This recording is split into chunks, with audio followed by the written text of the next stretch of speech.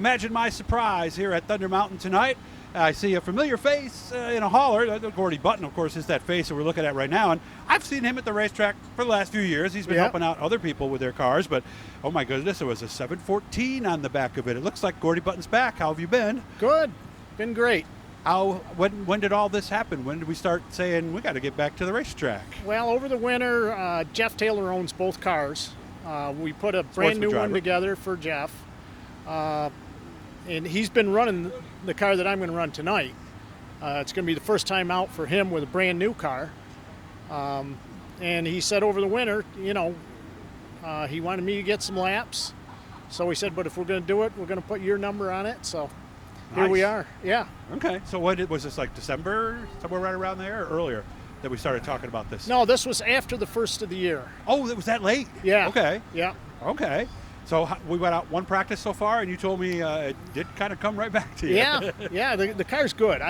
This says both cars have coilovers on the rear, and okay, so you're with the new technology. Yeah, and it seems to fit my style very well.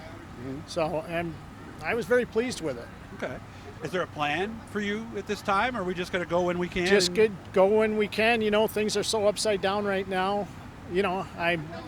I'm really glad that Thunder Mountain has been able to stick it out. And, this place we didn't know much about, because we run the tracks right up in central New York. Brewer and Fulton, Utica Rome. Boy, this is really quite a place. Yeah. They do a fantastic job with the racetrack. And, it's been a real pleasure to come here. Have you ever been on this track before? I came here when I was driving for Gus Schmidt. Okay. So.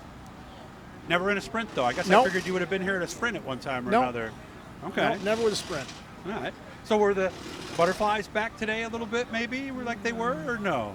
You can be honest. It's me and all your friends in the racing community. Yeah, it's. I don't want to embarrass myself. But I want you to be truthful, too, right? I mean, it's been, 6 years? Yeah. Yeah. Yeah, but in hot laps it felt really good. We got a chance to race with some cars. Mm-hmm. Obviously it's going to be different tonight, but I'm looking forward to it. I've talked to enough people to know. And how old are you now? I'm 59. I am too. That's what I thought. Yeah. Everybody who starts to get to our age, when it's been a year or two, you do kind of wonder, can I still do this? Was there any bit of that? And did the hot laps kind of help you get rid of that notion? Yeah, the hot laps definitely help. And putting together 25 or 30 laps, that's another story. And, we'll find out tonight, how I do with the whole feature. And as that track changes and everything, because go ahead. I'm not too concerned with that type of stuff. No. Okay. No, I think I've got enough laps in, one thing that I've noticed over the years, it just takes a while to get the rhythm back. Okay. You mean like after a restart, stuff like that? Yeah. Mm-hmm. Yeah. Mm-hmm. And, that's why most of these guys that do it, 3 nights a week are so much better. Because lap times are lap times, but over the course of 25 laps, you're going to be in all kinds of different situations out there. So do I brake? Do I pass this car now? Do I wait a second? Yeah, and me, waiting is not really... Well, I'm glad you brought that up, because where I was going with my next question was some people told me after you've been out of the car for a while, your reflexes, you tend to have that little hesitation when those moments when you need to decide if I'm going to pass now or wait. May not be a bad thing for me, Doug. That's I've true. been criticized in the past for... Well, you were never a non-aggressive driver, let's say, right? No. A patient driver, no. I don't think we could ever say. No. So, all right. No, I was going to the front. Could you see this being something we could do now for a few years, perhaps? Yeah. Okay. Yeah. I don't know if you remember, but good friend of mine, Marsha Wetmore, passed away not that long ago. We miss you, Marsha. She gave me the name Panic. Oh, she did that. Yeah. Gordy Panic Button. Yeah. Yep. And she said watching me come from the back to the front was like a controlled panic.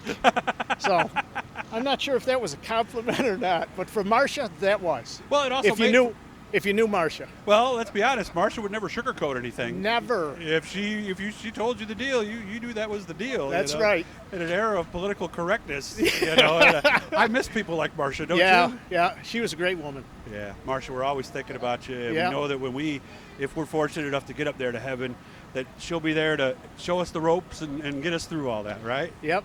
Really good to see you, man. I really You do hope too. you have a great night. Again, guys, like and subscribe. I know Gordy's going to subscribe when I put this up on him later in the week. I need you guys to do that too. That way we can start doing some other things and getting going. We have a goal of 1,000 subscribers, and we need to get to it. You have fun, man. Thanks a lot. All right.